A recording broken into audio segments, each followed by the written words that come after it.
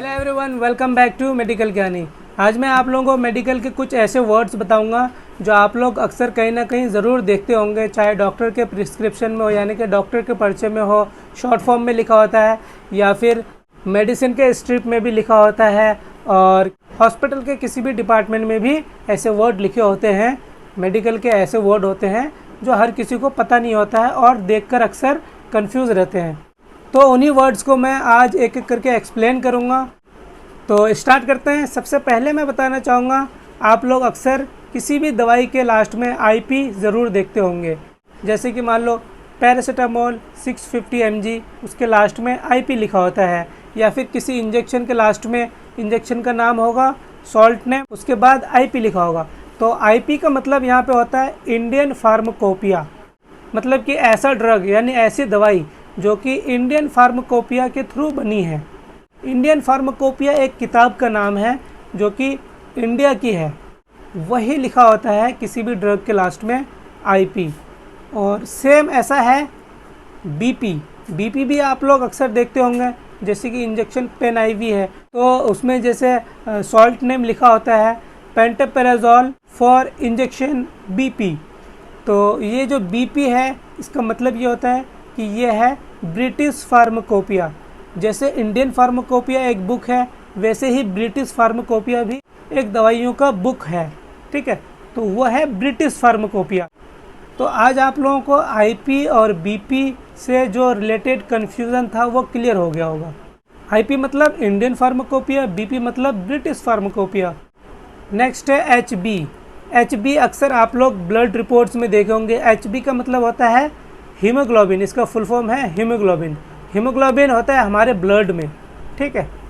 उसके बाद मैं बताना चाहूँगा एचबीवी जो वर्ड लिखा होता है अक्सर आप लोग कहीं देखते होंगे, चाहे डॉक्टर के प्रिस्क्रिप्शन में देखते होंगे या फिर किसी रिपोर्ट में देखते होंगे।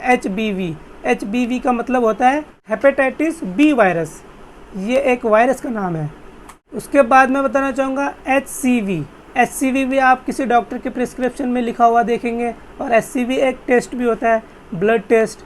एचसीवी का मतलब होता है हेपेटाइटिस सी वायरस, ये भी एक वायरस का नाम है। उसके बाद मैं बताना चाहूँगा एचडीवी के बारे में। एचडीवी का मतलब होता है हेपेटाइटिस डी वायरस। नेक्स्ट है एचआर आप लोग लिखा हुआ कहीं ना कहीं देखते होंगे, किसी ईसीजी के रिपोर्ट में या फिर डॉक्टर के प्रिस्क्रिप्शन में। तो एचआर का फुल फॉर्म होता है हार्ट रेट। उसके बाद एचएनटी के बारे में बता देता हूँ। एचएनटी का फुल फॉर्म होता है हाइपरटेंशन। अब कहीं ना कहीं आप लोग किसी हॉस्पिटल में देखते होंगे ओपीडी लिखा हुआ होता है।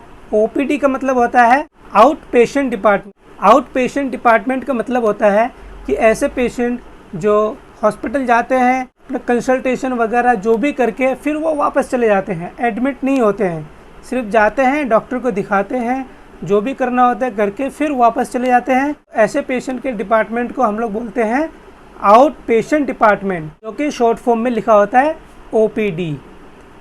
सेम उसी तरह से आईपीडी भी देखे होंगे कहीं ना कहीं। आईपीडी का मतलब होता है इंडोर पेशेंट डिपार्टमेंट।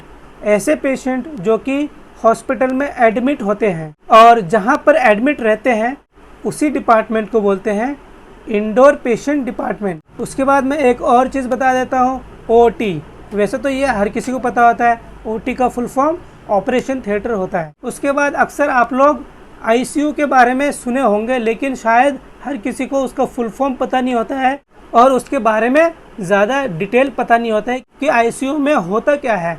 तो आईसीयू का फुल फॉर्म है इंटेंसिव केयर यूनिट, और आईसीयू के अंदर जो डॉक्टर्स होते हैं वो सारे स्पेशलिस्ट होते हैं। आईसीयू में वही पेशेंट होता है जिसका कंडीशन बहुत ही ज़्यादा क्रिटिकल होता है, और इसीलिए वहाँ पे सारे स्पेशलिस्ट होते हैं। उसके बाद आईयू के बारे में बता देता हूँ। आईयू भी आप लोगों ने कई सारे इंजेक्शंस में या फिर सिरिंजेस में लिखा हुआ देखे होंगे। आईयू का फुल फॉर्म होता है इंटरनेशनल यूनिट्स, ठीक है। अब नेक्स्ट आगे बढ़ते हैं। अक्सर आप लोगों ने डॉक्टर के प्रिस्क्रिप्शन में या फिर किसी अल्ट्रासाउंड या एक्सरे के रिपोर्ट में KUB ज़रूर देखा होगा। KUB का फुल फॉर्म होता है kidney ureter bladder. Kidney ureter bladder को देखने के लिए, उसके कंडीशन को देखने के लिए एक टेस्ट होता है जिसका नाम होता है KUB। KUB एक्सरे भी होता है और KUB अल्ट्रासाउंड भी होता है। उसके बाद आप लोगों ने डॉक्टर के प्रिस्क्रिप्शन में N/V ज़रूर देखा होगा। N/V का फुल फॉर्म होता है नौसिया वोमिटिंग। सेम आप लोगों ने डॉक्टर के प्रिस्क्रिप्शन में NPO भी देखा होगा। NPO का मतलब होता है नथिंग बाय माउथ, मतलब कि मुंह के थ्रू कोई भी खाना नहीं देना है, मुंह के थ्रू कोई भी चीज़ अंदर नहीं देना है।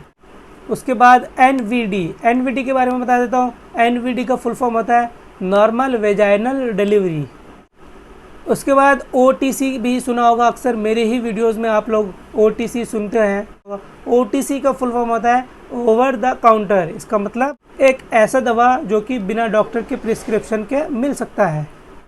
उसके बाद डॉक्टर के प्रिस्क्रिप्शन में आप लोग अक्सर देखते होंगे HO, OE, CO, तो इन सब का भी एक मतलब होता है, इनका भी एक फुल फॉर्म होता है। H/O अगर लिखा है तो इसका मतलब होता है हिस्ट्री ऑफ। जो पेशेंट होता है उसकी क्या हिस्ट्री थी, उसी हिस्ट्री को शॉर्ट फॉर्म में HO लिखते हैं। उसके बाद उसी के नीचे लिखा होता है CO का फुल फॉर्म होता है कंप्लेन ऑफ, मतलब कि पेशेंट की क्या कंप्लेन है, पेशेंट क्या कह रहा है कि क्या उसको क्या प्रॉब्लम हो रही है, उसी को शॉर्ट फॉर्म में CO लिखते हैं।